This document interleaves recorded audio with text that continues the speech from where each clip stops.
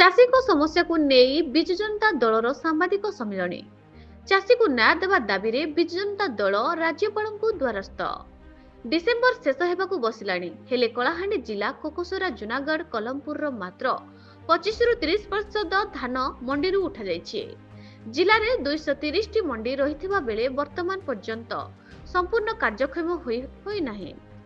ଚାଷୀ ପଞ୍ଜୀକରଣ ଓ ଧାନ ବିକ୍ରି ଟୋକନ ମିଳିବାରେ ବିଳମ୍ବ କାରଣରୁ ଜିଲ୍ଲାର ପ୍ରାୟ 80% ଚାଷୀଙ୍କୁ ଧାନ ମଣ୍ଡିକୁ ପ୍ରବେଶ କରିପାରୁନାହିଁ। ଚାଷୀଙ୍କୁ ନ୍ୟାୟ ଦେବା ପାଇଁ ଲଢ଼ିବୁ ବୋଲି ମଙ୍ଗଳବାର ଅପରାହ୍ନରେ ଭବାନୀପାଟଣାରେ ବିଜେଡି ପକ୍ଷରୁ ଅନୁଷ୍ଠିତ ଖବରଦାତା ସମ୍ମିଳନୀରେ ଜିଲ୍ଲା ସଭାପତି ପ୍ରଦୀପ ଦିଶାରୀ ପ୍ରକାଶ କରିଛନ୍ତି।